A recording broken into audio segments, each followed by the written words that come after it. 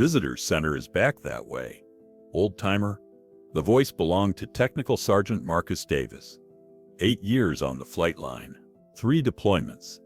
He'd earned his stripes, and he knew it.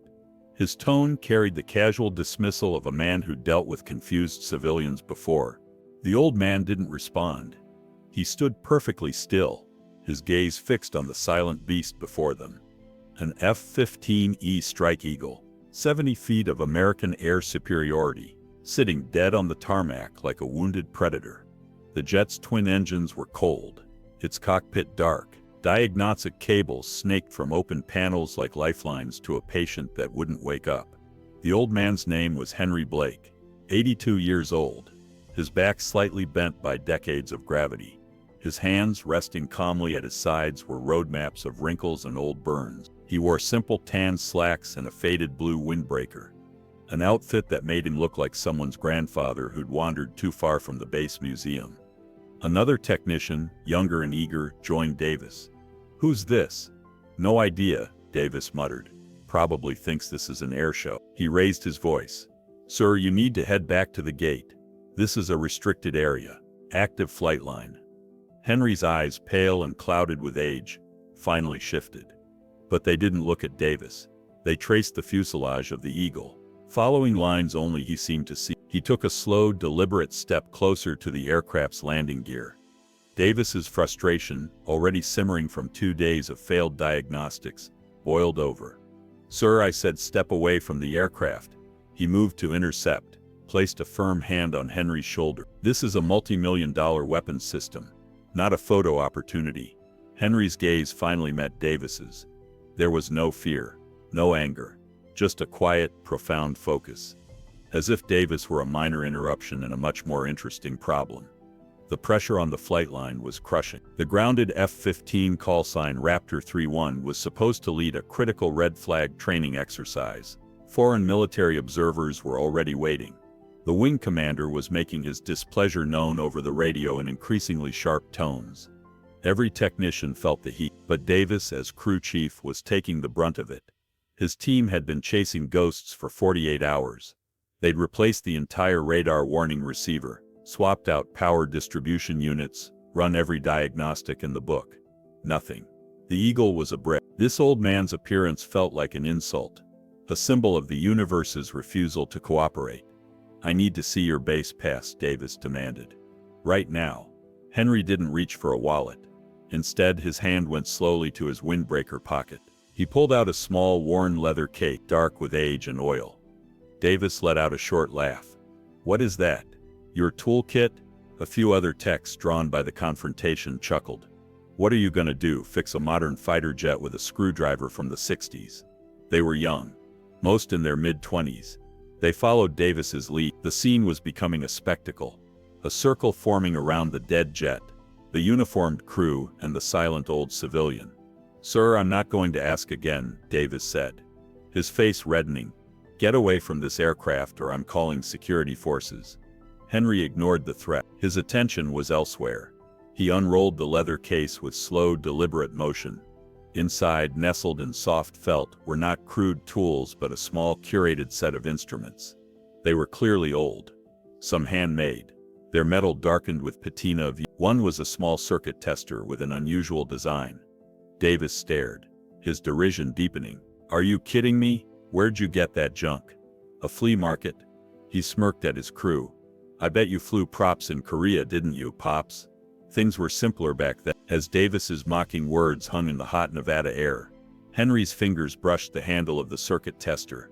The feel of the worn metal was a key, unlocking a door in his mind.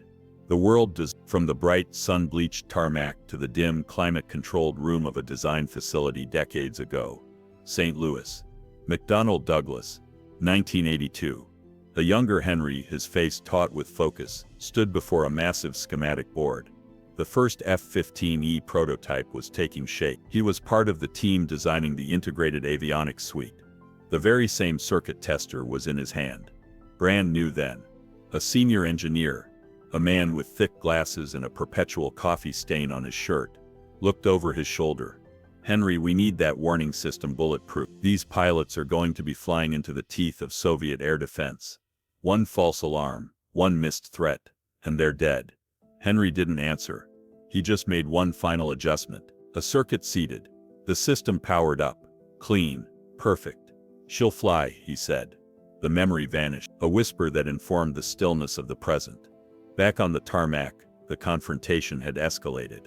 One of the younger techs, eager to impress Davis, chimed in. Maybe he thinks it's a car. Just needs a jump start. Laughter rippled through the small crowd. On the far side of the flight line, working on another aircraft, was Senior Master Sergeant Luis Reyes. 32 years in maintenance. He'd seen hotshot crew chiefs like Davis come and go. He'd been watching the confrontation with growing unease, at first just annoyed that a civilian had gotten this far onto the tarmac. But then he started watching the old man more closely. It wasn't his clothes or his age. It was his posture. The way he stood. He wasn't looking at the F-15 like a tourist. He was studying it, assessing it. His gaze was methodical. Moving from the nose cone to the engine intakes to the specific panel Davis's team had been fighting with. It was the stance of a diagnostician, of a master craftsman sizing up flawed work. There was an economy of motion, an absolute stillness that Reyes hadn't seen in years. It reminded him of the old legends, the stories gray-haired chiefs used to tell about the original design teams. Men who could listen to an engine and tell you which specific component was failing. Davis's patience finally snapped. He grabbed Henry's arm more forcefully. That's it. Your little tour is over. We're going to see security forces. He started to pull the unresisting old man away from the jet. That was the moment for Senior Master Sergeant Reyes. Something clicked. A name from one of those old stories surfaced. He pulled out his phone, heart suddenly pounding. He didn't call security forces. He scrolled to a number he rarely used. The direct line to the maintenance group commander's office. The call was answered by a young lieutenant. Maintenance group, Lieutenant. Sir, this is Senior Master Sergeant Reyes on the Charlie line, he said, voice low and urgent. We've got Raptor 3-1 down. Tech team's at a dead end, and their crew chief is about to have a civilian arrested.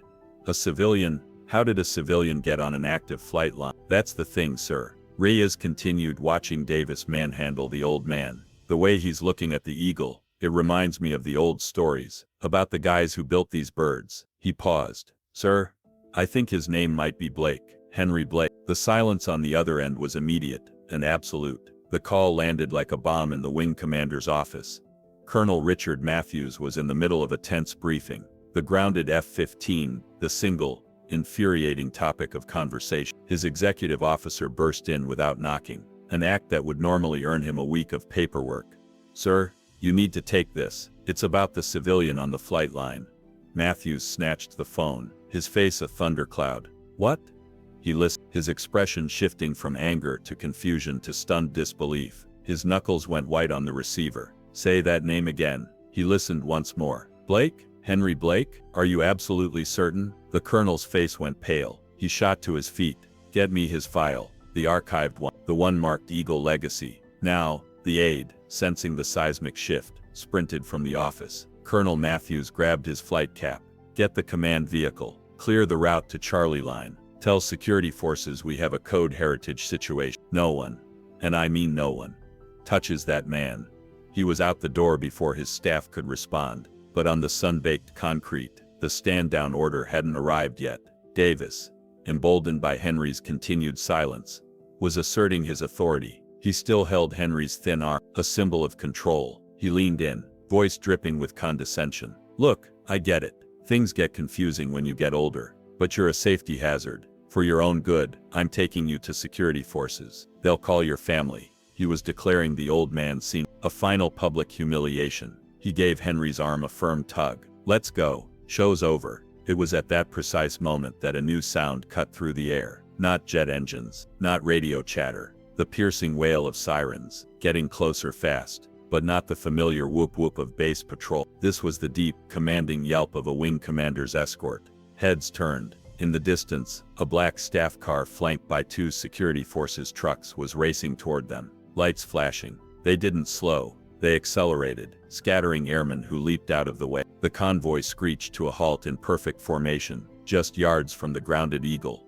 creating a barrier between the crowd and Henry. The passenger door flew open before the vehicle fully stopped. Colonel Richard Matthews launched himself out, a full-bird colonel with a chest full of ribbon, his face a mask of controlled fury. He was followed by the maintenance group commander and the command chief. They moved with singular, terrifying purpose. The entire flight line froze.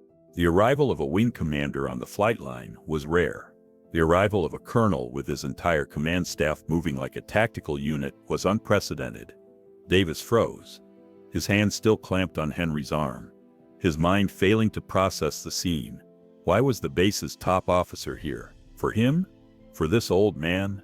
Colonel Matthews didn't look at the crowd. He didn't look at the multi-million-dollar jet. His eyes, burning with intensity that could melt steel, were locked on one person only: Henry Blake. He strode forward, his polished boots eating up the distance on the concrete. He walked right up to Davis, his gaze so fierce that the sergeant flinched as if physically struck. Matthews stopped 2 feet from them. He didn't yell. He didn't speak. He simply looked at Davis's hand on Henry's arm. The meaning was unmistakable. Davis snatched his hand away like the old man's sleeve was on fire. Then Colonel Matthews turned his full attention to Henry. In one crisp, powerful motion, he brought his hand up to his brow and rendered the sharpest, most profound salute of his career. It was a gesture of such deep, unwavering respect that it seemed to vibrate in the silent air. "Mr. Blake," Colonel Matthews said, his voice ringing with emotion for all to hear. "It is an honor, sir." A collective gasp rippled through the crowd of airmen. Jaws dropped, eyes widened. Davis looked as though the ground had vanished beneath his feet. He swayed slightly, face completely drained of color. Matthews held the salute for a long moment before slowly lowering his hand. He kept his back ramrod straight, addressing Henry but speaking loud enough for every person on the tarmac to hear, for the benefit of those who are too young or too ignorant to know whose presence they're in. Matthews began, his voice booming with authority. "This is Mr. Henry Blake." He paused, letting the weight of the name sink in. In the 1980s and 90s, Mr. Blake was a lead avionics engineer for the F-15E Strike Eagle program at McDonnell Douglas. He personally designed the integrated radar warning receiver system that has saved countless lives. Matthews took a step closer, his eyes scanning the faces of the stunned young airmen. He wrote 4 chapters of the technical manual you use every day. He holds 3 patents on the avionics suite. During Desert Storm, when a software glitch threatened to ground an entire squadron, this man flew into a combat zone and personally debugged the system. In the field, under fire, he paused for effect. 24 aircraft, 48 hours, no fanfare, no medal. He just did the work and went home. The silence on the tarmac was now pure, unadulterated awe. Senior Master Sergeant Reyes, watching from the edge, simply nodded, a look of profound validation on his face. He had recognized greatness. This man, Colonel Matthews concluded, his voice softening with reverence as he looked at Henry, is not just a retired engineer. He is a living part of this aircraft's soul. He has forgotten more about the F-15 than any of us will ever know. Finally, the full weight of what he'd done crashed down on Dave. He hadn't just disrespected an old man. He'd mocked a founding father. He'd threatened a legend. Colonel Matthews then turned. The warmth in his expression vanished, replaced by a gaze as cold and hard as Arctic ice. He fixed it on Davis. "Sergeant," he said, his voice deceptively soft. "Lethal." "What is your name?" "Davis, sir. Technical Sergeant Marcus Davis," he stammered, his own name sounding foreign in his mouth. "Sergeant Davis," Matthews said, the name tasting like poison. "Your arrogance and ignorance today have brought shame to this wing. You were faced with a problem you couldn't solve, a failure of your own technical skill, and you chose to channel that failure into cruelty." He stepped closer, voice dropping lower. "You chose to humiliate a man whose boots you are not worthy of polish. You looked at a living legend and saw nothing but a target for your own inadequacy." His eyes burned. "You are a disgrace to that uniform." The public rebuke was devastating. A professional execution performed in front of the entire flight line. Davis stood paralyzed, unable to look away from the colonel's wrath. But then a quiet voice cut through the tension. "Colonel, that's enough." It was Henry. He had been silent throughout the ordeal, but now he spoke. His voice was not strong, but it carried undeniable authority that even the colonel instantly obeyed. Matthews fell silent. Henry Blake turned to the trembling young man. He looked at Davis not with anger or pity, but with the calm gaze of a teacher. Son, he said gently, the machine doesn't care about your rank. It doesn't care about your pride. It only cares about the truth of the problem. He raised a slightly shaky hand, pointed not at the complex avionics bay where Davis's team had been working, but at a small, almost hidden access panel near the nose gear. You were looking in the wrong place, Henry explained. You were looking at the brain. The problem isn't in the brain, it's in the nerves. He pointed again. That's the main power distribution node for the forward avionics bay. It's a known issue on Block 50s, especially after extended time in desert heat. The circuit breaker gets thermal stress, trips internally without showing external fault. He looked down at the small leather case in his hand, unrolled it, picked out a simple circuit tester. You don't need a computer. You just need to check the basics. As Davis hesitantly reached for the tool, the world flickered for Henry. He saw himself, 30 years young, standing in a pristine testing facility in St. Louis. A brilliant engineer with kind eyes. The program lead was handing him this very tester. Henry, the man had said, sometimes the most complex problems don't need a complex solution. They just need someone who remembers the fundamental. Never forget that. Davis's fingers closed around the tester. It felt strangely balanced in his hand. Under the silent gaze of the colonel, his crew and the man he'd ridiculed, he walked to the F-15. He knelt down, movements stiff with dread and humiliation. He found the access panel Henry indicated, opened it carefully. Inside was a neat array of circuit breakers, all showing green, all appearing normal. But Henry spoke again. Third from the left. Bottom row. Test it. Davis placed the tester's probes on the breaker contacts. The needle swung, then dropped. No continuity. The breaker had failed internally. Every diagnostic computer said it was fine, but it was dead. Davis stared at the meter, his hands beginning to shake. Reset it, Henry said quietly. Push it in. All the way. Davis reached in, found the breaker. It felt normal, but he pushed harder than usual. Click. A soft, satisfying click. And then magic. The F-15's cockpit displays flickered to life. One by one. Green glow filling the canopy. The aircraft's internal systems began their startup sequence. A chorus of relays clicking, hydraulic pumps whining to life. The Eagle was waking up. A wave of astonished murmurs swept through the crowd. The problem that had stumped a team of trained technicians with thousands of dollars of diagnostic equipment for 2 days had just been solved. In 30 seconds, with a simple circuit tester, and the knowledge of a man they'd tried to throw off the base. Colonel Matthews stared at the illuminated cockpit, then back at Henry, profound respect on his face. He turned to the maintenance group command. I want Sergeant Davis and his entire team off the line. They're to report for a 2-week intensive training course starting Monday morning. He looked at Henry. The topic will be F-15 systems fundamentals and legacy knowledge, and the first week will be taught by Mr. Blake, if he'll do us the honor. He paused. A formal letter of apology will be drafted, and this incident will become a case study at every maintenance training school in the Air Force. Henry gave a small nod. I'll do it, Colonel. But not as punishment. As education. A genuine warm smile. Understood, sir. He turned to Davis, whose face was a mask of shame and confusion. Sergeant, you're not being punished. You're being taught. There's a difference. Learn from. 3 weeks later, Davis sat in a small classroom on base, along with his entire crew. Henry Blake stood at the front, not in a suit, just simple clothes. A whiteboard behind him. I'm not here to make you feel bad, Henry began, his voice quiet. I'm here to teach you something that computers can't. He picked up a marker, drew a simple circuit diagram. This is the F-15's main power distribution system. Looks simple, right? It is. But simple doesn't mean easy, and modern doesn't mean better. He looked at the young faces. You've been trained on the latest diagnostic equipment, software that can run thousands of tests. That's good, that's important, but it's not everything. He tapped the board. When I designed this system, we didn't have those computers. We had to understand every electron's path, every failure mode, every stress point. He turned to face them. You relied on the computer.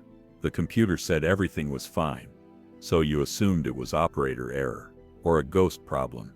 But the computer was wrong. Davis shifted uncomfortably. Not because the computer is bad, Henry continued, but because the computer only knows what it's told to look for. It can't think, it can't adapt, it can't use experience. He walked closer. That's what you need to develop. The ability to think beyond the checklist, to trust your instincts, to remember that sometimes the simplest answer is the right one. For 2 weeks, Henry taught them, not just about circuits and systems, but about how to think, how to diagnose, how to approach a problem with humility instead of arrogance. Davis listened, really listened. For the first time in years, he felt like a student again.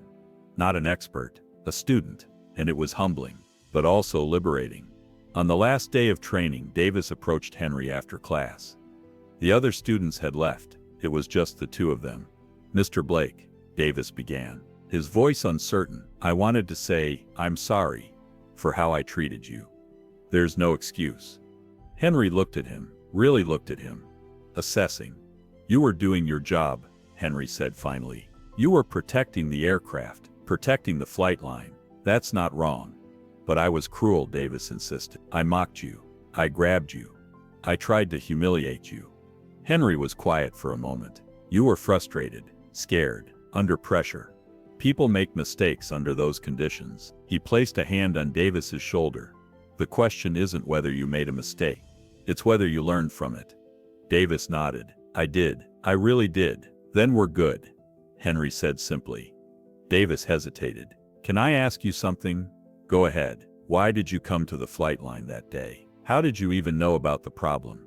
Henry smiled, a small knowing smile. "I still have friends in the maintenance world. They call me sometimes, ask for advice. When I heard about Raptor 3.1, I recognized the symptoms. I've seen that failure mode before." He paused. "So I drove out, figured I could help.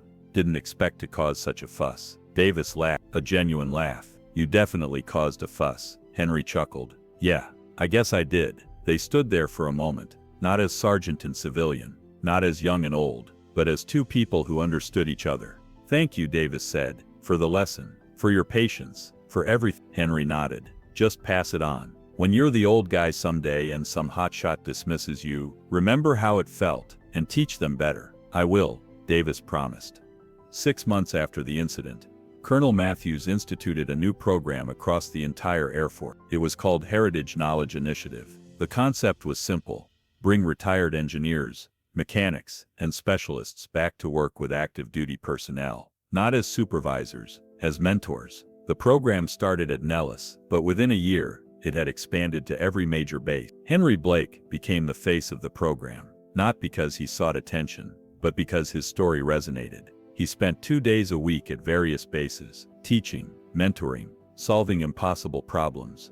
And he loved it, not for the recognition, but because he was doing what he'd always done best, making sure the aircraft flew, making sure the pilots came home. Davis, meanwhile, had transformed. The arrogance was gone, replaced by quiet confidence and genuine humility. He became one of the best crew chiefs on base, and he credited Henry for that transformation. "He taught me that being good at your job isn't about knowing everything," Davis told a reporter doing a story on the Heritage program. "It's about knowing when to ask for help, when to listen, when to admit you don't have all the answers." The reporter asked if he regretted that day on the tarmac. Davis thought about it. "I regret how I acted. Absolutely. But I don't regret that it happened, because it taught me the most important lesson of my career, which is respect, not just for rank, but for knowledge, for experience, for the people who came before us and built the things we depend on." 2 years after that day on the tarmac, Henry Blake was at home, reading the newspaper. His phone rang. It was Colonel Matthews. "Henry, I wanted to give you an update on the Heritage program." "I'm listening." "We've expanded it to all services. Army, Navy, Marines. Everyone's doing it now, bringing back the old hands, the legends." Henry smiled. "That's good. That's really good. And it's all because of you, Matthews, because you walked onto that flight line and showed us what we'd been missing." "I just fixed a circuit breaker, Richard." Matthews laughed. "You did a lot more than that. You reminded us that progress isn't just about new technology. It's about preserving knowledge, respecting experience, bridging generations." He paused. "We're hosting a ceremony at Nellis next month, honoring the program's founders. You're first on the list. Will you come?" Henry thought about it. "Only if Davis can introduce me." Matthews smiled on the other end. "I think that can be arranged." The ceremony was small. Intimate, just the people who mattered. Davis stood at the podium, in dress blues, looking sharp and professional. 2 years ago, he began, I made the worst mistake of my career. I disrespected a man who deserved nothing but honor. I mocked his knowledge. I dismissed his expertise. I tried to have him thrown off the base. He paused. That man is here today, and I owe him everything. He gestured to Henry, sitting in the front row, looking uncomfortable with the attention. Henry Blake taught me that being a good technician isn't about having the latest tools or the fanciest computers. It's about having the wisdom to know when to use them, and when to go back to basics. He looked directly at Henry. Sir, you changed my life. You changed this entire program. Thank you. The room erupted in applause. Henry stood, slowly, and walked to the stage. Davis extended his hand. Henry took it, then pulled the younger man into a brief hug. The photographer captured the moment, young and old, student and teacher, past and future. It became the official photo of the Heritage Knowledge Initiative, and it hung in maintenance facilities across every Air Force base in the world. A reminder that legends walk among us, that respect is earned through knowledge, not just rank, and that sometimes the oldest tools are still the best ones, because they're wielded by hands that remember.